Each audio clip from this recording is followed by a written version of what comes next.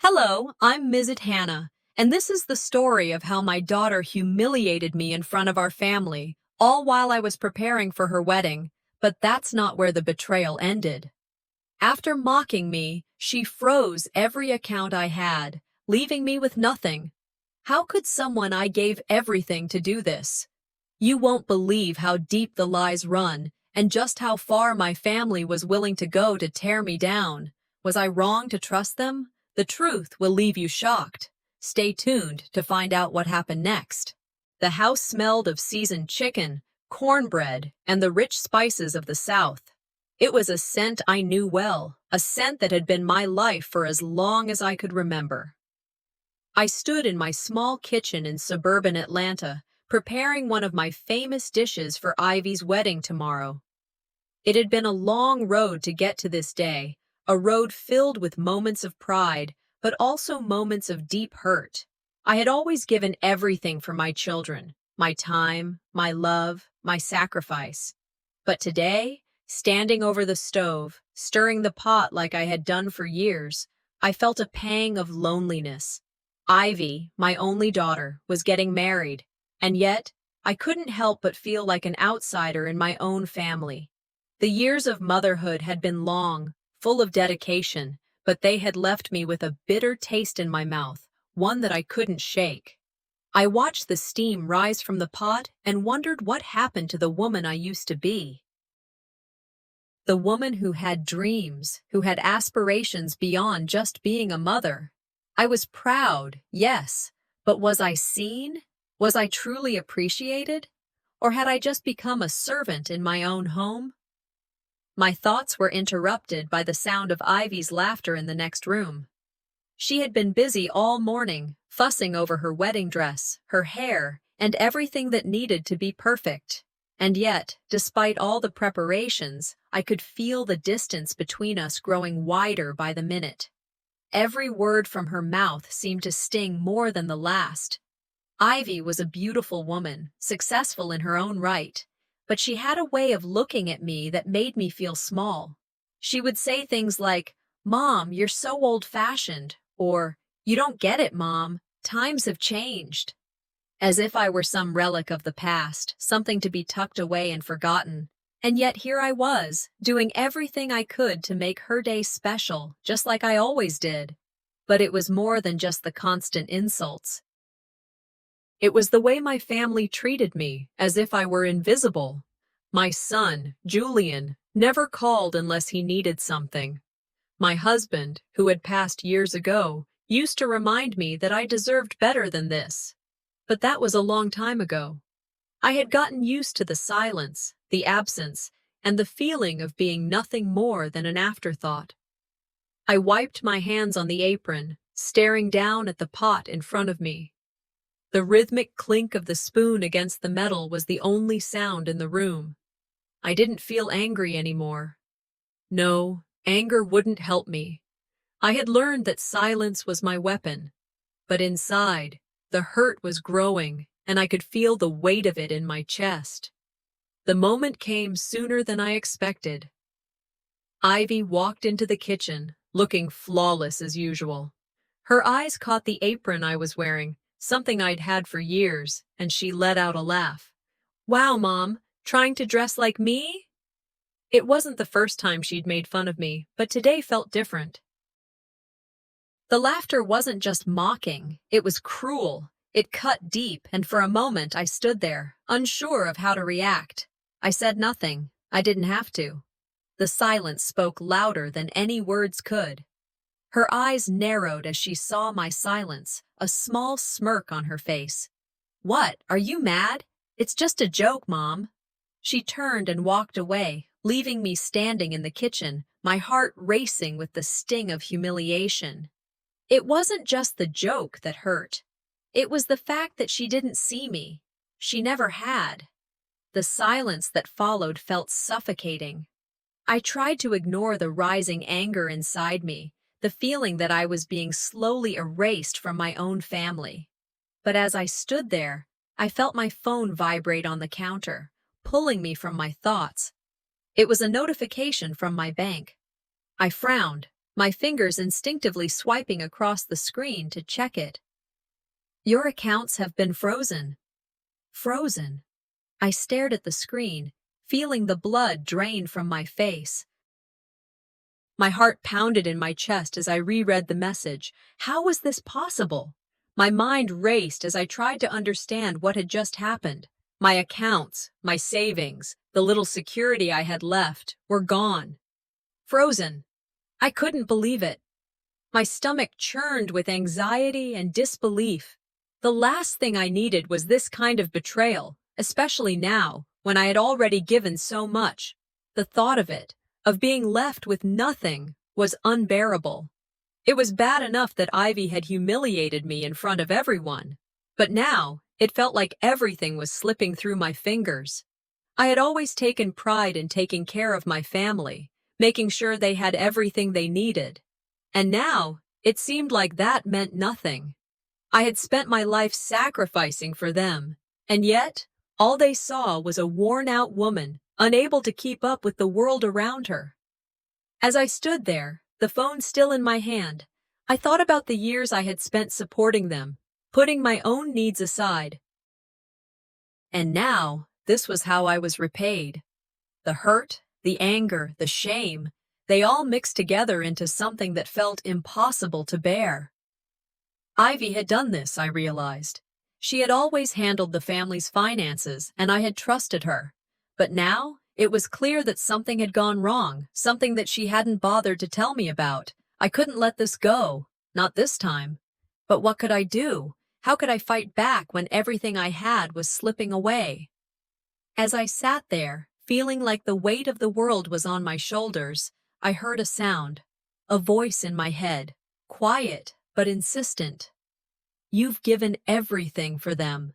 It's time for you to take back what's yours. The thought was like a spark. Maybe I wasn't as powerless as I thought, but before I could make a plan, before I could act, my phone vibrated again. I glanced at the screen, and the message made my blood run cold. You don't know the whole story. You're being set up. The morning after Ivy's humiliating remark, I woke up with a heavy heart. The sunlight streamed through the kitchen window, but it didn't bring warmth today. It felt more like a harsh reminder of what had happened the day before. My body ached with exhaustion, but it wasn't from the wedding preparations. No, this was something deeper. The emotional weight from Ivy's words was still pressing down on me, making it hard to breathe. I sat at the kitchen table, staring at the untouched breakfast I had made. Biscuits, eggs, and sausage, the same dishes I had cooked for years. My hands hovered over the plate, but my appetite was gone. How could I eat when I felt so empty inside? The betrayal stung worse than any physical pain I had ever felt. I was supposed to be the cornerstone of this family, the one they all leaned on. But in that moment, I realized that they had built their foundation without me. Ivy's words echoed in my mind. Trying to dress like me? She said it like I didn't matter, like I was some outdated object that needed to be put away. I could still hear the laughter, the cruel mockery. But it wasn't just the insult that hurt. It was the realization that my own daughter didn't see me for who I was. She didn't see the sacrifices, the love, the years I spent building this family. To her, I was nothing but an embarrassment. I took a deep breath and picked up my phone, hoping for some distraction. As my thumb swiped across the screen, I saw a text message from my lawyer. It wasn't a message I was expecting, and it stopped me cold. Miss Hannah, please be advised that the freeze on your accounts is part of a legal action initiated by your daughter, Ivy. My heart skipped a beat.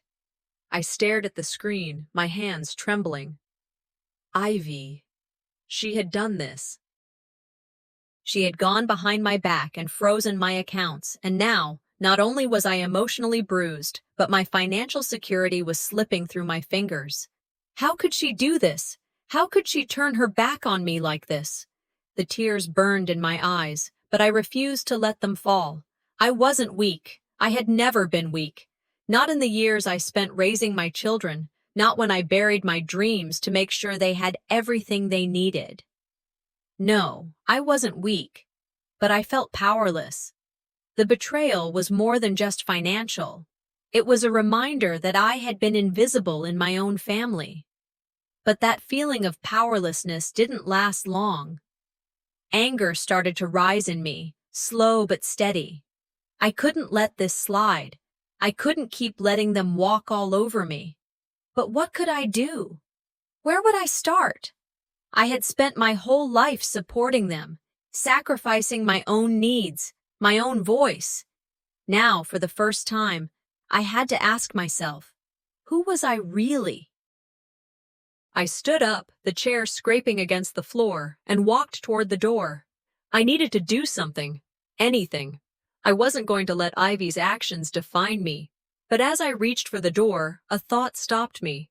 I thought about all the times I kept quiet. When I didn't speak up because I was trying to keep the peace. When I stayed silent, even though I knew I deserved more. For so long, I had been the silent matriarch, always there but never truly seen. That was going to change now. With a sharp breath, I walked out the door. I didn't know exactly what I was going to do, but I knew I couldn't keep going like this. Hours later, I found myself standing in front of Ivy's house. My hands were clenched into fists by my sides. I had tried to call her earlier, but she didn't answer. I wasn't going to let this go anymore. I was done being the quiet, passive mother. I knocked on the door, my heart pounding in my chest. When Ivy opened the door, she gave me that same look, the one that always made me feel like I wasn't enough. "Mom, what is it now?" she asked, almost impatiently. "I need to talk to you," I said, my voice steady, even though my insides were trembling. Ivy crossed her arms, leaning against the doorframe. "Mom, you've got to stop. I don't have time for your drama right now." She was dismissive as usual, as if my feelings didn't matter. "I know about the accounts," I said, looking her in the eyes. "What did you do, Ivy?" Her expression shifted, but only for a moment. She quickly masked it with a sneer. "What are you talking about?" she shrugged. "It's just business. We had to do it, for the family's finances." I shook my head, a bitter laugh escaping my lips. "For the family? Or for you? You didn't even have the decency to tell me what was going on. You did this behind my back, and now you're standing there pretending like nothing's wrong?" Ivy's face hardened. "I didn't want to tell you because I knew you wouldn't understand. You're stuck in the past, Mom. Things change, okay?" I could feel the anger bubbling up inside me. This wasn't just about money. This was about respect, about love, and the fact that I had been nothing more than a punching bag for her to use when it was convenient. Then, just as I was about to speak again, Ivy slipped up. "I did it to teach you a lesson, okay?" She said it so casually, as if it were the most normal thing in the world. My heart dropped. "You... what?" "I froze your accounts," she said, her voice cold. "You're not going to keep acting like everything's fine. You need to learn your place, Mom. You've always just let us walk all over you." I couldn't believe what I was hearing. The anger that had been building up in me finally erupted. "You..." I started, but I couldn't finish. The words were stuck in my throat, too much to say, too much to process. "You think you're helping me?" I said, taking a step back. "You're destroying me." "I'm doing what's best for all of us," Ivy said, her tone dismissive. "You don't get it." I turned and left, my chest tight, my mind racing. I didn't know what to do with what I had just heard. Ivy had gone too far. She had crossed a line, and it wasn't just about money anymore. It was about everything I had given, everything I had sacrificed, and she was throwing it all away like it didn't matter. I didn't have all the answers, but I knew one thing for sure. I wasn't going to let her get away with this. The day before the court hearing was a strange kind of quiet. I had spent the morning going over my notes, making sure everything was in place. The papers on my kitchen table were neatly arranged, but my mind was all over the place. The nerves, the anger, and the uncertainty were still with me, pressing down, but I wasn't about to let it show. Not this time. I sat down at the kitchen table, staring at the legal documents spread before me. For a moment, I felt the weight of the years I'd sacrificed everything for my family. I raised my children, cared for my husband, and never once did I ask for anything in return. But here I was, preparing for a fight I never thought I'd have to face with my own daughter. I rubbed my hands over my face. The quiet of the morning wasn't comforting, it was suffocating. It felt like I was standing on the edge, ready to jump, but uncertain if I had the strength to take the leap. Could I do this? Could I really face Ivy in court? After everything she'd done, after everything I had done for her, was this where it all led? I heard a knock on the door, and instinctively, my stomach tightened. I wasn't ready for this, but I had no choice. I had to get up. I walked to the door and opened it. There, standing in front of me, was my lawyer, holding a file with my case details. "We're good to go, Ms. Hannah," he said with a nod. "The court date is set, and we've got some evidence that could turn this thing in your favor." The words barely registered. A part of me wanted to be hopeful, to feel relief, but that part of me was still buried under a mountain of hurt. I nodded, not trusting my voice to speak. As my lawyer left, I stepped outside to clear my head. The morning air hit me with a sharp, cool breeze, and I welcomed it. My neighbors were out walking, exchanging greetings, but their eyes lingered just a little too long. I could hear the whispers as I walked past them. I didn't need to hear their thoughts. I could feel the judgment in the air. It was like my whole world was shrinking, my place in the community slipping away with each passing moment. But I pushed those feelings aside. This was just the beginning of my fight, and I had no time for distractions. The sound of my phone buzzing pulled me out of my thoughts. I looked down and saw it was a message from my lawyer. I swiped it open. "The court date is confirmed. We've also secured a list of potential evidence that could help us win. Stay strong." A cold chill ran through me. It wasn't just the evidence that struck me. It was the reality that this wasn't going to be over soon. This was going to be a long, drawn-out battle. And with Ivy standing on the other side, I knew it wasn't just a battle for money. It was a battle for my dignity, for my very sense of self. I spent the rest of the morning reflecting on everything that had brought me to this point. It was like flipping through pages of my life, each chapter leading to the next, and yet, here I was, facing my daughter in court. The quiet woman I had always been, the one who stayed in the background and let others lead, was no longer willing to be that person. But deep down, I wondered, was I doing this for myself, or because I was afraid of losing the last shreds of respect from the people around me? As the day went on, my mind kept racing back to the past. I couldn't help but remember the early days of my marriage, how I had supported my husband, even when I didn't have the support I needed. I was always the steady one, the one who held everything together. But I never received the acknowledgement I deserved. It was like I was invisible to the very people I had given everything to. I thought of Ivy as a child, how I had raised her with so much love, how I'd done everything in my power to make sure she had what she needed. And yet, as a teenager, she had mocked me. I remembered it vividly, her cruel words, how they echoed through the room, how I let her speak to me like that in front of family.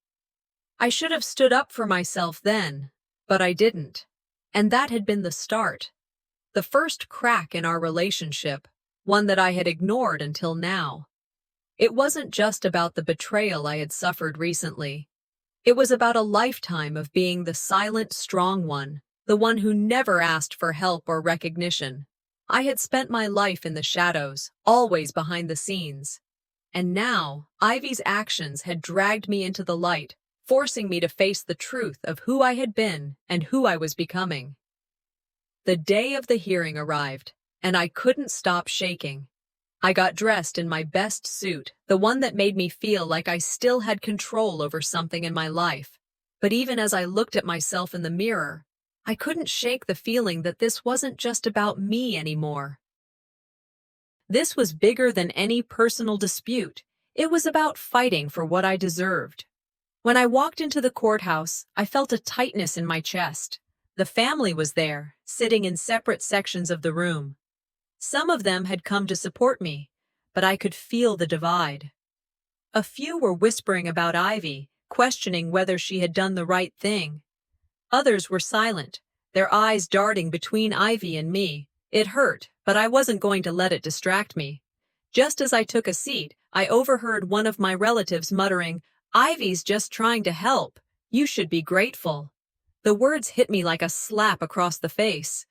Grateful? Grateful for what? For the manipulation, for the years of disrespect? No, I was done being grateful. I was done being silent. When Ivy walked into the courtroom, she looked as confident as ever, her eyes scanning the room. But I could see the faintest flicker of discomfort. She knew. She knew this wasn't going to be as easy as she thought. I sat up straighter. The time had come. As soon as the hearing began, Ivy tried to discredit me. She painted me as unstable, as someone who didn't understand the complexity of the situation. Her voice was cold, calculated, but I wasn't about to let her win. I was ready for this. Then, just as I was about to speak, I remembered the letter she had written to me, the one that proved her manipulation. I pulled it out and handed it to the judge. The courtroom fell silent as he read it. The tide was turning. The judge glanced up at Ivy, then back at me. For the first time, I saw doubt in his eyes. "I have something else," I said, my voice steady. I presented the financial documents that showed how Ivy had been mismanaging family assets. I could see Ivy's face drop. She had underestimated me, and now she was going to pay for it. As the judge processed the evidence, I felt a strange sense of relief. The first victory was mine, but I knew this wasn't over. Ivy was still sitting there, still trying to keep her composure. But I could feel the tide turning, and I wasn't going to back down now. I woke up that morning with a strange calm, the kind that only comes after a storm has passed, but the damage is still there. Ivy's actions were out in the open, and there was no turning back now. The truth had come crashing through the walls I had built, and now it felt like the whole world was watching. But I wasn't scared. Not anymore. I was angry, sure. But more than that, I was resolute. This was the moment I had been dreading and anticipating for years, but now that it was here, I was ready to face it. Ivy had made her move, and I was about to make mine. The phone buzzed on the table, snapping me out of my thoughts. It was my lawyer. I hesitated for a moment before picking it up. "Ms. Hannah, we've got news," he said. "Ivy's filed a countersuit. It's coming for your finances and your character." I felt my stomach drop. So this wasn't just about the money anymore. Ivy was coming for my name. But as the weight of his words settled in, something else took root in my chest. A fire. The fight was on. I thanked my lawyer and hung up, my fingers still gripping the phone. The battle I'd tried to avoid for years was now unavoidable. I didn't want to hurt Ivy. I didn't want to lose the little bit of family we had left. But I'd been hurt too, and I couldn't stay silent anymore. The rest of the morning was a blur. I dressed with a quiet urgency, preparing for what was coming. There were no more distractions. I needed to get ready, mentally and emotionally, for whatever was ahead. My whole life had led to this moment, and no matter how much I wanted to retreat, I couldn't. As I walked through the neighborhood, the quiet whispers started up again. People were looking at me, gossiping behind their hands. My whole life had been spent in service of this community, and now they were judging me. I pushed the feeling down. I had enough on my plate without worrying about them. It wasn't just about me anymore. It wasn't even about Ivy. This was about standing up for the woman I used to be, strong, proud, unafraid. This was about reclaiming my dignity and showing my daughter that no matter how far she pushed me, I wouldn't break. I was so lost in thought that I almost didn't hear the voice behind me. Miss Hannah? I turned to find a family member, someone I hadn't spoken to in a while. You okay? They asked, their tone a mix of concern and uncertainty. Better than ever, I said, forcing a smile that didn't quite reach my eyes. The words felt hollow, but I needed them to believe it. I couldn't let anyone see how shaken I still was, even as the weight of the coming legal battle pressed down on me. I made my way back home and sat in my kitchen, staring at the table. For years I had kept everything inside. I had been the pillar, the one who held it all together, while everyone else took. No one ever saw how much it hurt to give and never get anything in return. The memories came flooding back, times when Ivy was little, when she'd look up at me with those big eyes, and I'd promise her the world. I remembered all the sacrifices I made, the years I spent working my fingers to the bone to give her a better life, to give her a future. But somewhere along the way, I had become invisible to her. And now, she was trying to destroy me. The phone buzzed again, breaking my thoughts. This time, it was a message from my lawyer. There's a new witness. Someone from Ivy's past who can testify about her character. This could change the whole case. My heart skipped a beat. This was it. The fight wasn't over. It was just getting started. I thought of Ivy and what she was willing to do to win this. I knew her well enough to see that she wouldn't back down without a fight, but this time, I wasn't going to let her win. Not this time. I looked over at the clock. It was time to prepare. I'd spent too long living in her shadow, letting her think she could control me. No more. The day of the hearing arrived, and the air was thick with tension. I could feel the weight of every step as I walked into the courtroom. Ivy's lawyer was already there, setting the stage for what I knew would be a battle. I was prepared for this moment, but that didn't mean I was ready for what was coming. When Ivy walked in, her eyes met mine for just a second, and I saw the flash of something in her eyes. Fear. She knew this wasn't going to be as easy as she thought, but she was still playing her game, trying to put on the act that she was the one in control.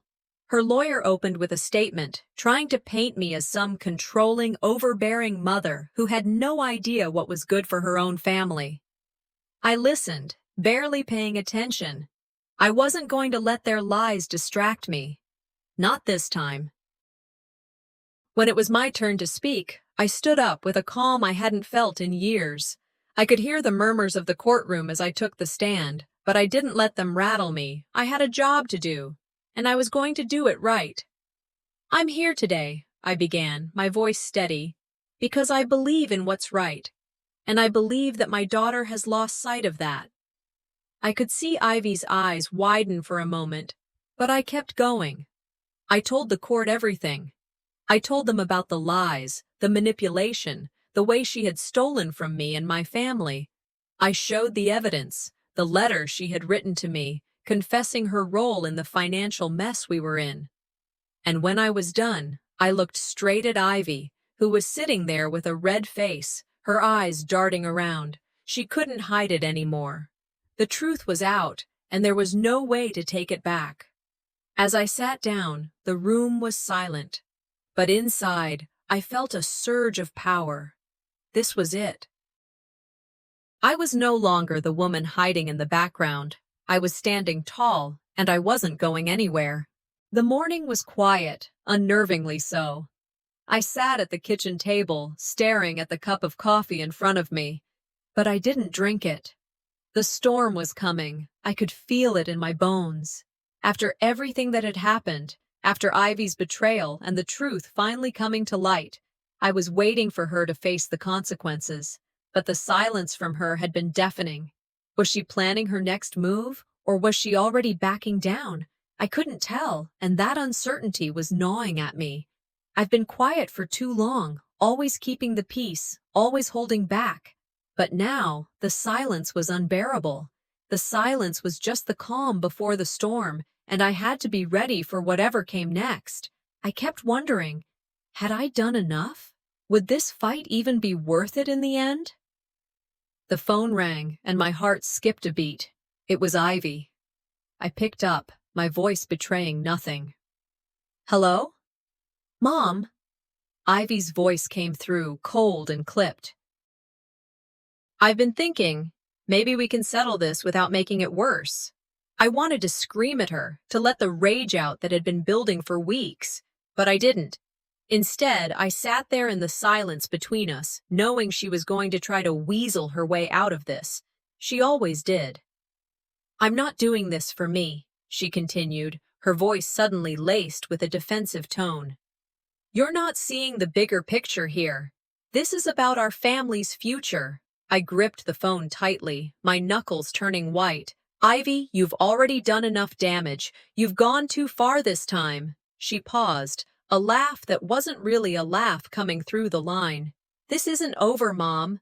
You don't know the whole story. You don't even know what I've had to do. And then, without another word, she hung up. I sat there, letting her words sink in, feeling the storm inside of me start to swell. She was threatening me. She was trying to intimidate me, but I wouldn't let her.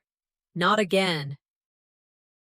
And I wasn't the same woman I was when I was younger, quiet and invisible. I was going to fight, and I was going to win. It wasn't long after that when I called the family together. I wanted to speak to them, to try and make sense of everything. But when I saw their faces, I knew it was going to be worse than I had imagined. Some of them sided with me, others with Ivy. I could see the doubt in their eyes, the hesitation as they chose who to believe. I don't want to fight with you all, I said, my voice steady but tinged with frustration. But you all need to know what's really happening. Ivy is manipulating you. She's been manipulating all of us for years. Mom, you don't get it. Ivy's voice broke through, dripping with venom. You've always been the problem. Always. You never let anyone do anything for themselves. You've controlled everything, and now you're making it about you. My heart dropped, hearing those words. Controlled everything? I could barely keep the tears from my eyes.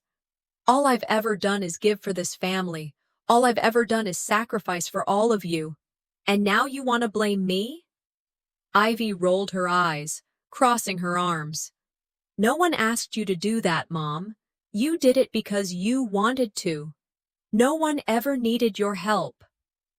Her words were like knives, cutting through the walls I had built around myself. But for once, I wasn't going to let her have the last word. I've spent my life supporting all of you, I said, my voice rising, and you've never once appreciated it. You think this is just about money, Ivy? You think it's just about what you think you're owed? No, this is about the years I spent silenced, the years I spent being used, being told to be quiet, to stay out of the way. Well, not anymore. Not now. There was a silence that followed, a heavy, suffocating silence. Everyone was staring at me, and I knew they didn't know how to react. But I didn't care anymore. Ivy stared at me, her mouth hanging open. She looked like she was about to say something, but I cut her off. You wanted this fight, Ivy? You got it. I turned away, not wanting to hear anything else she had to say. The tears I had been holding back for so long finally fell, but I didn't care. I was done hiding. Later that day, my phone rang again. It was a call I wasn't expecting. It's me, the voice on the other end said, low and secretive. I've got something for you. I recognized the voice immediately. It was Mary, an old friend who had been helping me gather evidence for this battle. What's going on? I asked, my heart pounding in my chest. Ivy's been hiding a significant amount of money, and we've got the proof, Mary said, her voice calm but urgent. You're going to need this for the court. I froze. This was the moment I had been waiting for, the proof I needed to finally put an end to Ivy's lies. Thank you, I whispered, my voice trembling with a mix of shock and anger. This changes everything. As the day went on, the tension in the air grew thicker. Every move I made felt like it was part of a larger plan. I wasn't just defending myself anymore. I had the power to fight back, and I was going to use it. I wasn't going to let Ivy destroy me anymore. But just as I was preparing to meet with my lawyer to strategize, a new wave of betrayal hit. I walked into a meeting with one of my closest allies, someone I trusted deeply, only to hear the words I never expected. I've been talking to Ivy, the person said, their voice barely above a whisper. I think you should know that she's right. You've been too controlling. You've done this to yourself. My chest tightened. This betrayal was worse than anything Ivy had done. I was being stabbed in the back by someone I had confided in, someone I thought I could trust. I felt the anger surge through me, the rage that had been bubbling beneath the surface finally breaking free. I turned and walked out of the room, leaving the betrayal behind, but vowing not to let it break me. I couldn't trust anyone anymore. But I didn't need anyone. I could fight this battle on my own. The weight of everything that had happened over the past few weeks was heavy on my chest. I woke up this morning, sitting still for a moment before I got out of bed. Ivy had pushed me too far, and now the truth was out. My family was divided, and my trust had been shattered. It was no longer about protecting my daughter or trying to keep the peace. It was about standing up for myself, something I had neglected to do for far too long. I thought back to all the times I kept quiet, biting my tongue when I should have spoken up, the years I sacrificed, the way I kept holding everything together for the sake of everyone else. But no more. It was time to break the silence, even if it meant tearing apart everything I had worked so hard to protect. I sat there, thinking of the calls I had made, the support I had gained, and the steps I had already taken. But this was the tipping point. This call from my lawyer, the confirmation that the evidence we needed was now in our hands, felt like the final piece to the puzzle. I knew this wasn't going to be easy, but I also knew that this fight was inevitable. Ivy wasn't going to back down, and neither was I. The phone buzzed, interrupting my thoughts. I glanced at the screen. My lawyer's name flashed across it. I answered, trying to keep the shakiness out of my voice. "We've got what we need," my lawyer said. "We're ready to move forward." The relief I felt was palpable, but there was still fear. Fear of what would happen next. Fear of how this would tear my family apart. The storm had already begun. There was no turning back now. I took a deep breath and hung up. For the first time in a long while, I felt a surge of something other than fear. This was the moment I'd been waiting for. The time had come. I called Ivy, my voice shaking but resolute. "I need to see you." "It's time we talk." She showed up, just as I knew she would. But the look in her eyes, defensive, cold, told me this conversation was going to be different. She wasn't the daughter I raised anymore. She walked in, sitting down on the opposite side of the table, arms crossed, looking at me with that same disdain I'd come to expect. "Mom," she said, a thin veil of politeness in her voice. "What is this really about? We've already been through everything." "Everything?" I shot back. "You think we've been through everything? You've been lying to me, to this whole family? I'm done pretending like I don't know what's going on." Her eyes narrowed. "I don't know what you're talking about," she said, trying to deflect. "This is all in your head." I slammed my hand on the table. "No, Ivy, you don't get to play that game anymore. Not now, not after everything you've done. You've lied to me for years. You've used me and manipulated me. And now you're trying to turn the whole family against me. I won't stand for it." Ivy's jaw tightened. You don't understand. I'm just doing what's best for everyone. Doing what's best for everyone? I laughed bitterly. You've never cared about anyone but yourself. You've been taking advantage of my trust for years, and you want to act like you're the victim here? She stood up, her hands trembling with anger. You don't know what you're talking about. You've always been controlling. This is all your fault. I stood up too, the rage building in me, my voice steady but full of conviction. You think I'm the problem? Fine, but you can't hide from the truth forever. You've been using me, Ivy, and I'm not going to let you do it anymore. A cold silence hung between us, and for the first time, I saw the flicker of doubt in her eyes. But it didn't last long. You don't know who you're messing with, Ivy hissed. I'll ruin you.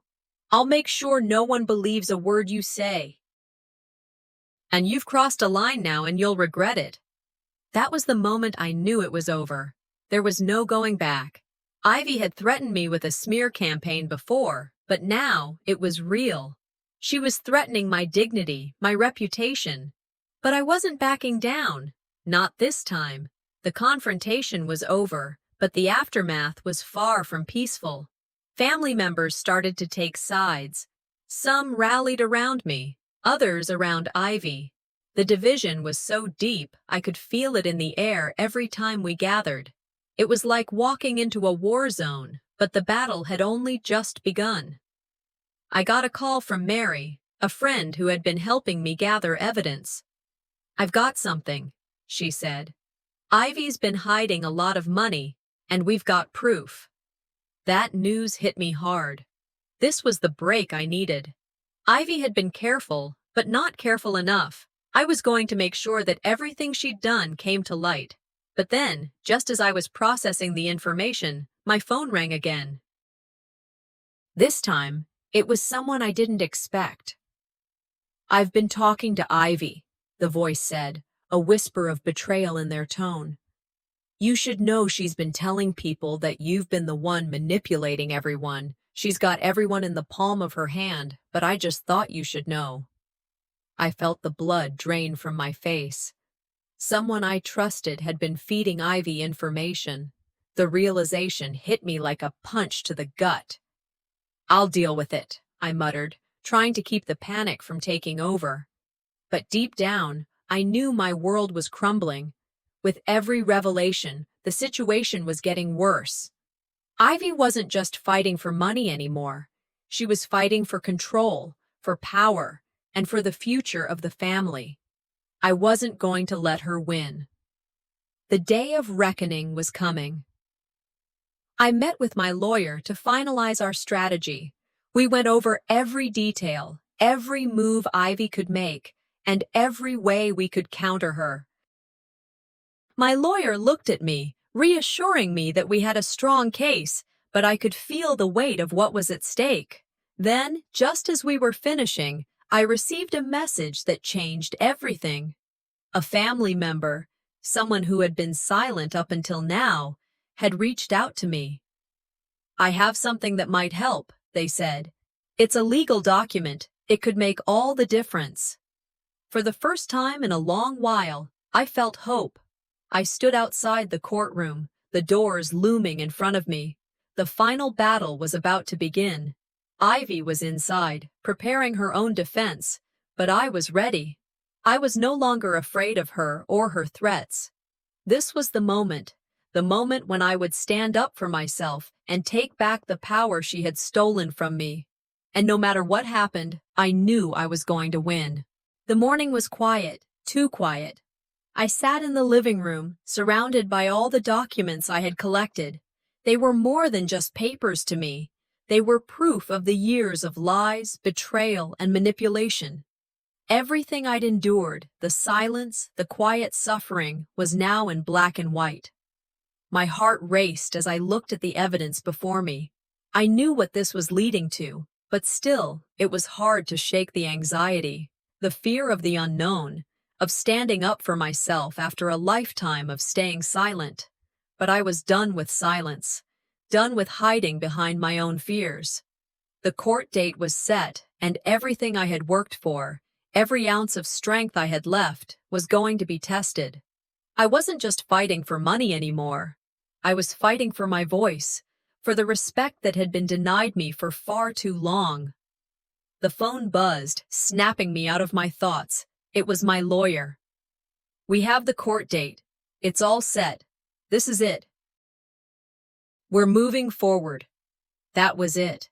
The moment I had been dreading and yearning for was here. It was time to face Ivy in court. My heart sank, but at the same time, I felt something else. Relief. The wait was over. Now, it was just about going in and doing what needed to be done. I walked into the courtroom, feeling every pair of eyes on me. The air was thick with tension, and there she was, sitting across from me, Ivy, looking composed, like she was in control. But I knew better. This was going to be a battle of wills, and no matter what happened, I wasn't going to let her win. She sat there, her lawyer whispering in her ear, trying to reassure her. When the judge called the court to order, I took a deep breath. This was it. I was done hiding. It was time to fight for myself, for my dignity. Ivy's lawyer was first to speak, spinning the story in her favor, painting me as the villain, the controlling mother who never let Ivy live her own life. But the truth was coming out now. Every lie, every manipulation she had pulled was going to be exposed. Then, Ivy took the stand. She was confident, sure of herself, and tried to twist the facts, making it seem like I was the one who had wronged her. But I wasn't backing down. Not now. Not ever. Just when I thought things couldn't get worse, Ivy pulled out a card I wasn't expecting. She revealed a piece of evidence, something from my past, a mistake I made that I thought was long buried. The courtroom gasped, and my heart sank. She was trying to use my own history against me, to make me seem like a hypocrite. For a moment, I felt the weight of her words, like they were choking me, but I couldn't let her see me falter. I took a deep breath, steadying myself. "Yes, I made mistakes," I said, my voice loud and clear. "But that doesn't change the truth of what's happening here. What Ivy has done, the lies she's told, none of that can be ignored." The room went silent. I could see the doubt in Ivy's eyes for the first time, but she wasn't ready to give up just yet. The battle was far from over. Ivy's accusations continued, each one more desperate than the last. I could feel my resolve starting to waver. Was I doing the right thing? Was it worth it? But then, just as I thought I might crumble, I remembered something. I closed my eyes, and a memory from my childhood flooded my mind. It was the memory of my mother, the strength in her voice when she stood up for herself against all odds. She didn't back down. She fought, and she taught me to fight too. "This isn't just about money," I said, standing up, my voice unwavering. "This is about who I am. This is about reclaiming my voice. The truth will come out, no matter how much you try to bury it." I could feel the weight of my words as they hung in the air. Something shifted in the room. Ivy's face hardened, but I could see the cracks forming in her facade. She wasn't in control anymore. I was. The courtroom battle reached its peak. It was my turn to present my final piece of evidence, the one that would turn the tide. As I placed the documents on the table, I knew Ivy didn't see this coming. The truth had been carefully hidden, but now it was exposed. It was the smoking gun she never thought I had. Just as the judge seemed ready to make a decision, the door to the courtroom opened. A man walked in. Someone I didn't expect. An anonymous witness had come forward, and the information he brought with him was crucial. He had proof of Ivy's deeper involvement in all of this, something she never thought anyone would find. The atmosphere in the room shifted immediately. Ivy's face turned pale as the weight of the revelation hit her. The tables had turned. The court session was adjourned for the day, but I knew it was over. I had won. Not just the case, but my voice, my dignity. I sat in my car afterward, letting the reality of what had happened sink in. The feeling wasn't the rush of victory. It was something quieter, freedom. But as I sat there, I got another call. Ivy. I didn't pick up, but the message she left me stayed with me. She apologized. She asked for forgiveness. I stared at my phone for a long time. Was I ready to rebuild with her? Could I? The road to healing would be long, but for the first time in years, I felt a flicker of hope. The morning was a mix of anticipation and dread. I sat at my desk, the papers spread out in front of me, the weight of everything I had gathered bearing down on me. It had taken months, years even, to get to this point. Ivy's manipulations had gone on long enough, and today would be the day it all came to light. I could feel my heart racing as I reviewed the evidence once more. Every detail, every document, everything I had sacrificed for was finally coming together. This was it, the moment I had been waiting for. But there was also a part of me that was nervous. Even after everything Ivy had done, there was still a part of me that feared the final confrontation. I had spent so many years silencing myself, allowing the abuse to pile up. Now, I was about to make my voice heard in a way I never had before. The stakes had never been higher. If I lost today, I wasn't just losing a court case. I was losing my chance at redemption, at standing up for what was right. As I stacked the last of the papers, my phone rang. It was my lawyer. "Hannah, I've got good news. The court date is set. It's going down." I took a deep breath. This was the moment of truth. Everything had led up to this. I was prepared, but the reality of it all was still hitting me like a wave. The courtroom was silent as I walked in. I could feel the tension hanging in the air, thick and heavy. Ivy was already there, sitting at the table across from me. She was calm, too calm. I could see the faintest flicker of nervousness in her eyes, but she was doing her best to hide it. It wasn't enough. Her lawyer stood up first, laying out his case with a smooth, rehearsed speech. He painted me as the villain, the overbearing mother who had tried to control Ivy's life. He spoke of past mistakes, of my supposed faults, all while Ivy sat there, pretending to be the victim. I sat in my chair, listening. I could feel the anger rising in me, but I kept my face neutral. The truth was on my side, and today, it would come out. Then, Ivy took the stand. She was determined to shift the narrative in her favor, twisting the facts and manipulating the truth. She was doing what she always did, lying, deceiving, playing the game to make herself look innocent. But this time, I wasn't going to let her win. Just as things were starting to go my way, Ivy's lawyer dropped a bombshell. They had evidence, a piece of my past that I thought was long buried. My heart sank as I saw the document in front of me, the courtroom gasping. It was a low blow, but I wasn't backing down. "This doesn't change the facts," I said, standing up. "I admit my mistakes, but they don't erase what Ivy has done. They don't erase her lies, and they won't make me a villain." I saw a flicker of uncertainty in Ivy's eyes. She wasn't as confident now. The emotional weight of the moment hit me like a freight train. Ivy's accusations, her attempts to tear me down, brought back everything I had buried, the years of being ignored, dismissed, treated as invisible. I thought about the countless times I had put my family first, never asking for anything in return, only to be betrayed. But I wasn't going to let her do this anymore. I wasn't going to let her manipulate the truth, twist it into something that could break me. A memory from my childhood flashed before my eyes. I saw my mother, standing tall, refusing to let anyone walk over her. I heard her voice, strong and unwavering, telling me to never let anyone silence me. She had been my rock, my strength. "This is not just about money," I said, my voice steady now. "This is about who I am, who I've always been. I am not a victim anymore. I am reclaiming my voice." The courtroom was silent. I could see the judge's eyes flicker toward me, and for the first time, Ivy looked uncertain. The moment I had been waiting for had arrived.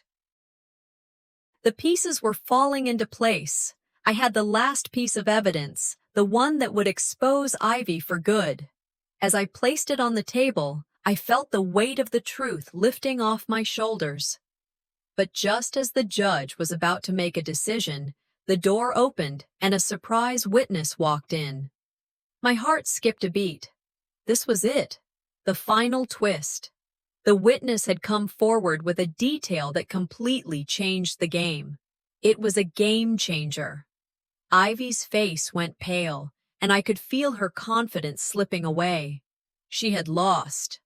As the judge deliberated, I sat there, trying to keep my emotions in check. I had fought so hard, and now it was almost over. The weight of the decision felt like it would crush me, but I had come this far. There was no going back now. The judge stood up, and the room went silent.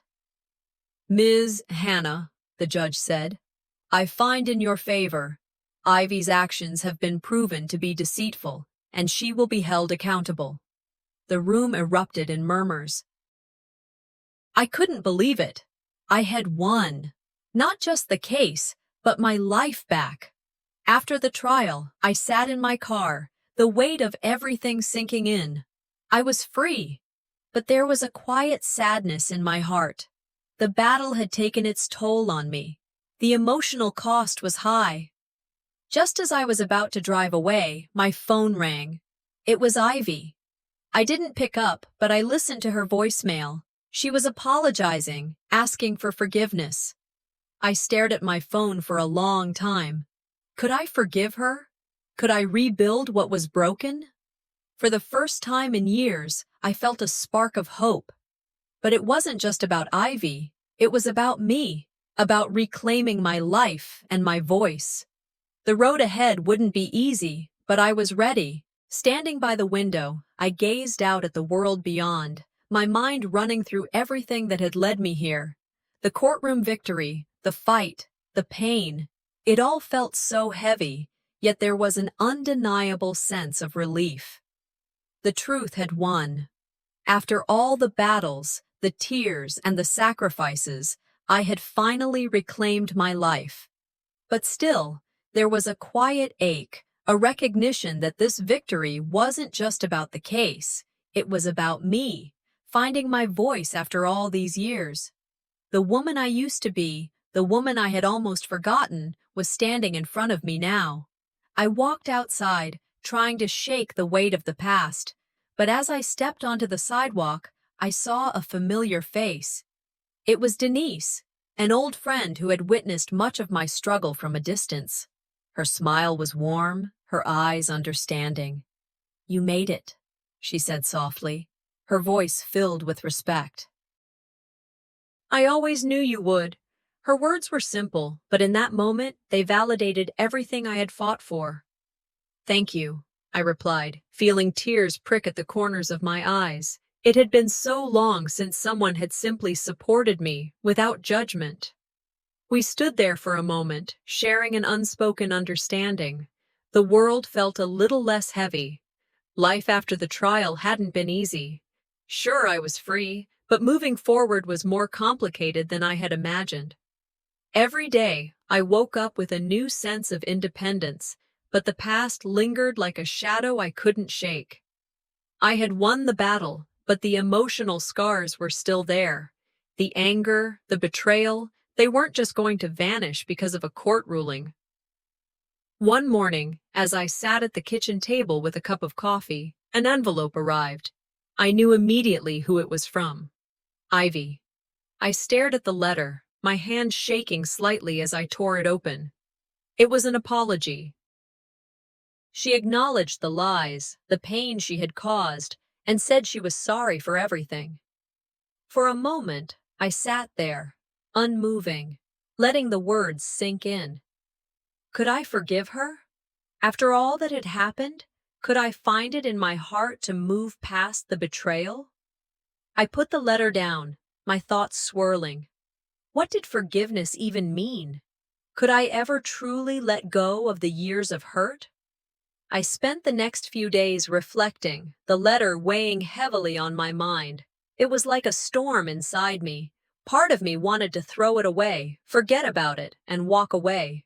Another part of me wondered if maybe, just maybe, there was room for forgiveness. But then I thought about the years I had spent sacrificing for her, the years I had kept quiet, always putting others first. Then, as if answering my unspoken question, my daughter called. "I heard about the letter," she said, her voice tentative. "Mom, I know what you've been through. I know how hard this is. But sometimes, forgiveness isn't about the other person, it's about you. You can forgive, but you don't have to forget." Her words cut through the noise in my mind. It was like a weight was lifted, and for the first time in a long time, I understood.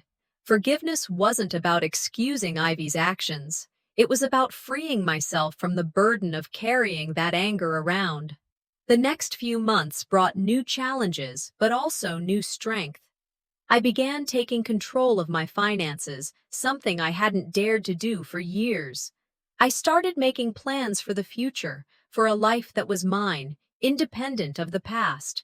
And in the quiet moments, I found joy again, the simple joys that had been out of reach for so long. Then, one afternoon, I received a phone call from a community organization. They wanted me to become a mentor, to help others who had gone through similar struggles. At first, I wasn't sure. Me? A mentor? But the more I thought about it, the more I realized it felt right.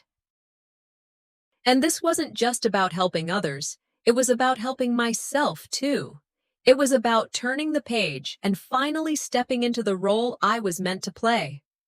One afternoon, I found myself standing in front of Ivy's old house. It had been a long time since I had seen it, but standing there, I realized that I didn't need it anymore. The house, the memories, the pain, none of it had a hold on me anymore. I walked away, a weight lifting from my chest. When I got home, I gathered all the papers related to the case, the final remnants of a past I was done with. I burned them. The flames took away everything that had kept me tethered to Ivy's manipulation, to the years of pain. As the last of the papers turned to ash, I felt the finality of it. The past was gone. I was free. As the sun began to set, I stood by the window, reflecting on how far I had come. The road ahead was still unknown, but it was mine to navigate. There would be challenges, no doubt, but there would also be new beginnings. I had survived. Then, as I looked out over the horizon, my phone buzzed. It was a call from an old colleague. They wanted to start a business venture, and they wanted me to be a part of it. It was a new chapter, a new opportunity to build something of my own.